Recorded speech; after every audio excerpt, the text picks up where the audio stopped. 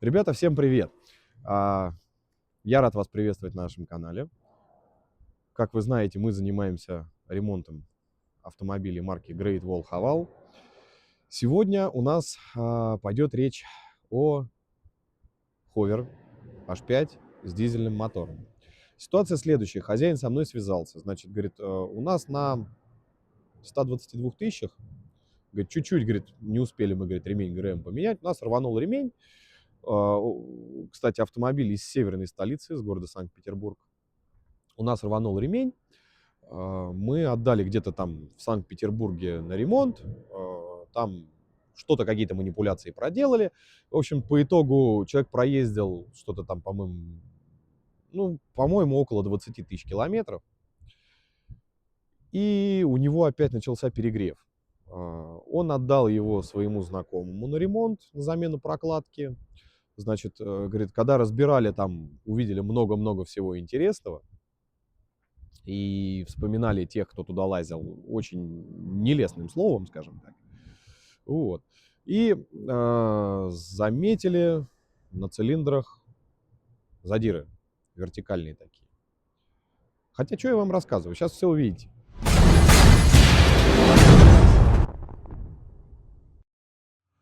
Ну, собственно, вот он наш автомобиль. Пробег здесь небольшой.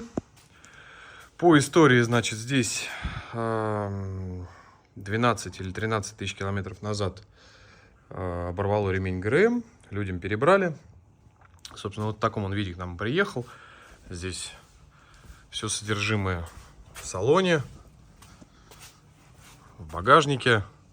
Ну, точнее как, приехал это не совсем так. Они приехали на жесткой сцепке с Питера.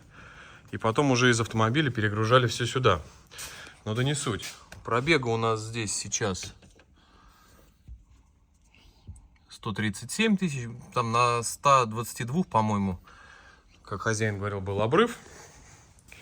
Вот. Значит, что мы здесь видим? Основная проблема, которую хозяин говорит, что задир в цилиндре. Ну, во-первых, прокладку, которую поставили, фуфло. Очень хозяин жаловался на тот ремонт, который ему был сделан. Изначально, говорит, там по факту ничего и толком и не сделали. Значит, здесь заботливо залиты цилиндры маслом перед транспортировкой. Удар был по второму и третьему поршню. Сейчас. Вот, как вы можете видеть, у меня там, я хозяина попрошу, он сейчас пришлет нам фотографию. Я вот тоже вставлю сюда в видео, чтобы вам было более наглядно. То есть вот кусочек вот здесь уже отломился. Вот. Здесь такая же у нас катавасия. Но основная проблема это вот этот вот задир. Хотя по хону здесь все хорошо. Но задир достаточно существенный. В результате чего он был образован, я пока не знаю. Будем разбирать. Сейчас мы все это увидим. Что да как. Потому что черт его знает. Здесь вот, я говорю, залили маслом заботливо. Я говорю, и вроде по хону-то здесь все хорошо. Но попробуем, может быть, отгильзуем один цилиндр. Ну, хотя это такая полумера странная. Лучше, если гильзовать, то все. Потому что здесь, смотрю, тоже есть мелкие риски. Ну, в общем, есть маленько. Вот четвертый цилиндр тоже мелкие риски. Вот. Придется делать по уму. И хорошо. Сейчас мы приступаем к извлечению мотора. И тогда дальше все тоже покажу. Тут вот сейчас разбираю. И меня поражает. То есть вот у нас трубка НАТО НВД с фильтра. Она неизмененная. Обратка заглушена. Вот здесь кусок быстросъема зачем-то отрезали. Я больше чем уверен, что проблема была в фильтре. В западающем клапане. Но надо было вот нормальные шланги вот так вот заколхозить и изуродовать, блин.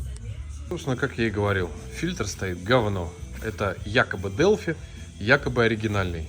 Оригинальный фильтр выглядит совершенно не так. И делфиевский фильтр выглядит тоже не так. Ну, скорее всего, проблема была именно вот в клапане обратки. Ну вот. А люди взяли и обрубили нахрен все нормальные заводские шланги. За 130 тысяч с этими шлангами вообще ничего не должно было случиться. Ой. Так, мотор извлекли.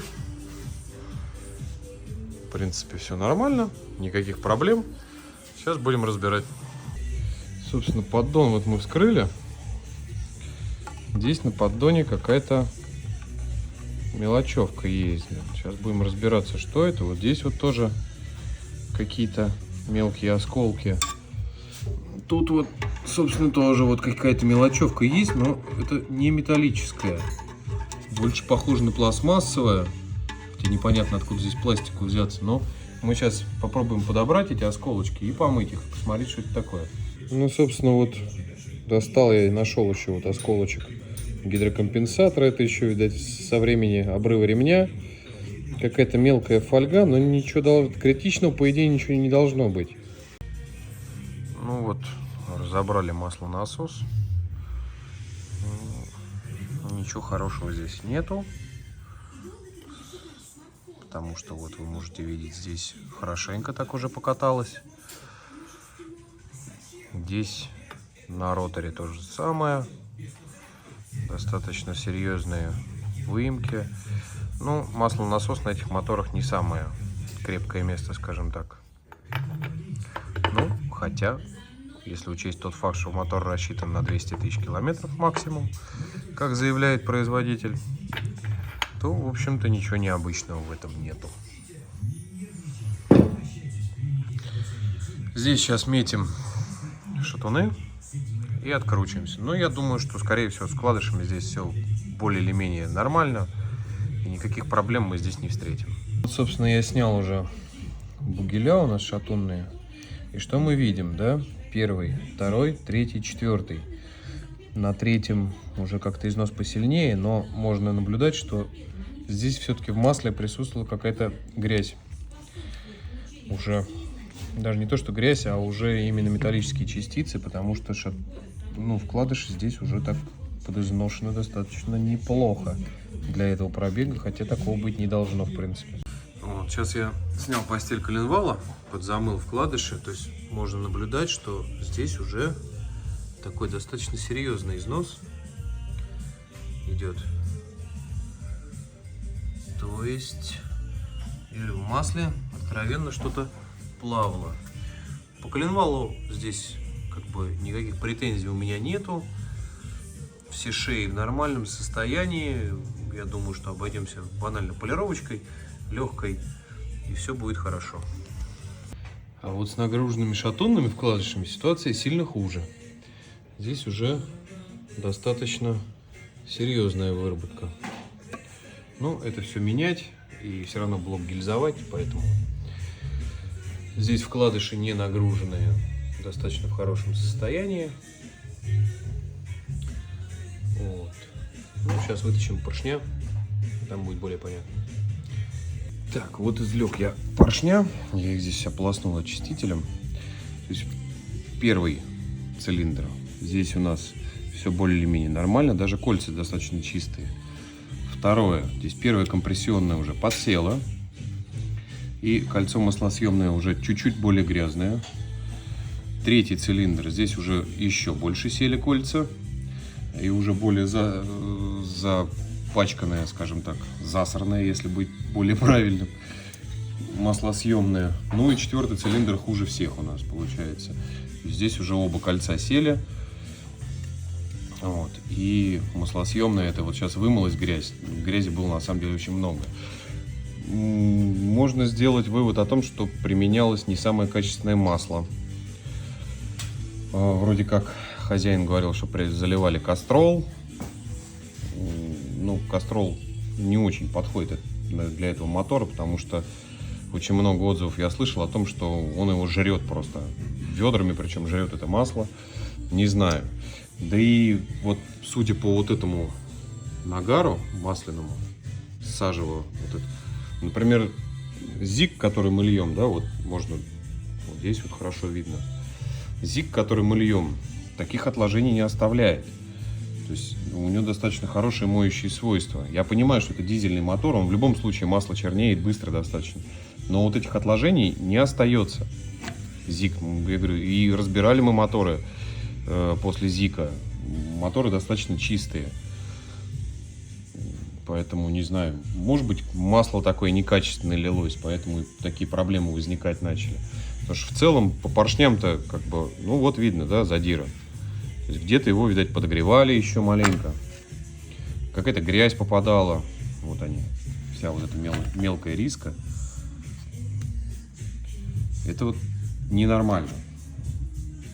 Сейчас я поснимаю кольца с цилиндров первые, и мы просто померяем зазор по кольцам.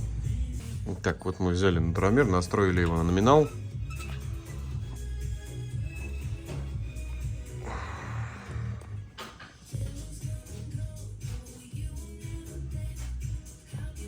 Ну, вот тут у нас еще в честь того, что, блин, я одной рукой снимаю, мне не очень удобно фокусироваться. Ну, разбег, в общем-то, в 1/100. Я говорю, все уже 4 цилиндра я померил. В 1/100 это в допуске. Я думаю, что мы обойдемся банально хонинговкой, заменой поршней с кольцами, вкладышей, и поедет он дальше с спокойной душой этот мотор. Потому что по состоянию хона здесь вообще все прекрасно, блин. И по замерам, как вы можете видеть, я говорю, здесь вот даже банально. Здесь, я говорю, гуляние там вот в 1/100 в лучшем случае. А то и в 1000-ную, блин. Итак, блок мы забрали. Хонинговочку нам обновили. Как вы можете видеть, у нас все риски поуходили. Здесь все стало нормально. Это я сейчас тряпочкой протирал, очищал тут блок, отмывал. Сейчас приступаем к сборке. И дальше тоже покажу. Итак, коленвал мы установили. Все вращается очень легко. Вот. Значит, что хотел сказать по коленвалу. Здесь мы просто отполировали шейки все. Сейчас приступаем к сборке поршневой группы и установке на свое место. Итак, по поршневой, значит, мы меняем только поршня, кольца. Все остальное остается старым. Ну, естественно, вкладыши новые. Сейчас мы все это собираем в блок воедино, проверяем, что это все вращается без закусываний. Ставим поддоны, ну и все остальное. Дальше тоже покажу.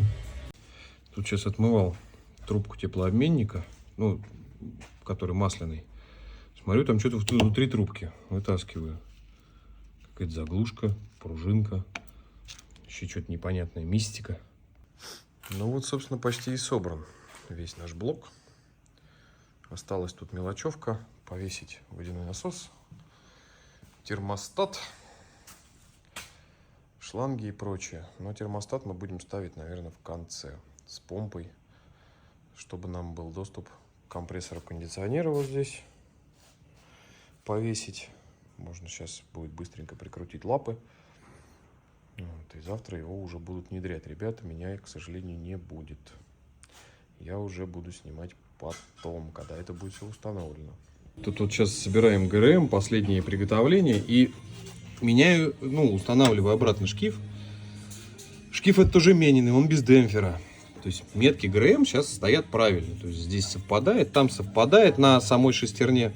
А вот здесь вот, как вы можете видеть, метка не совпадает от слова совсем. Чего это шкив? Ну или какой китаец его точил, кто бы знал еще на самом деле. Надо рисочку будет сейчас набить вот здесь, чтобы она стояла как положено.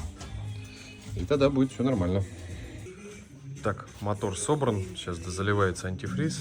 Прокачиваем топливо и будем запускаться. Итак, завели. Но, как вы можете видеть, автомобиль сейчас в аварийном режиме. По ошибке выдает второй цилиндр. Ну, могла грязька попасть. Все нормально, это бывает. Сейчас форсуночку почистим, разберем. И я думаю, все будет нормально.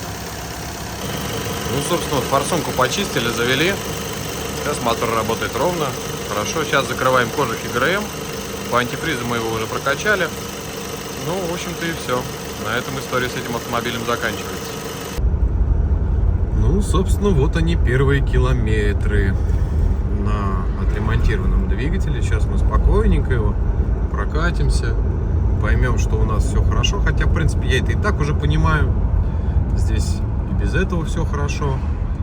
Едем потихонечку, не давая особых нагрузок мотору. Опять же, тошнить не надо, но и резких ускорений тоже делать не надо. Мотор работает прекрасно, никаких замечаний, в общем-то, по его работе я не наблюдаю. Все работает штатно, никаких посторонних звуков. Все хорошо. Ну, а дальше подытожим. Итак, автомобиль отремонтирован, сейчас он ездит, все нормально, все хорошо. Вот, следующее, значит, что хотелось бы сказать. Хозяин здесь, скажем так, отделался малой кровью, что ему не пришлось гильзовать блок. То есть износ двигателя был настолько минимален, что можно было по новой прогнать хон, собрать это на новых поршнях с кольцами и как бы дальше ездить долго и счастливо, скажем так. Вот, что мы, собственно, и сделали. Тем мастерам, которые его делали, я бы хотел передать прям очень пламенный привет. Да, больше, наверное, ничего я вам не скажу. В принципе, вы все видели. Я говорю, я стараюсь максимально объективно подойти ко всем своим видео и показать наиболее максимально все дефекты, какие могли быть и какие возникнут. Вот. Ну а на этом все.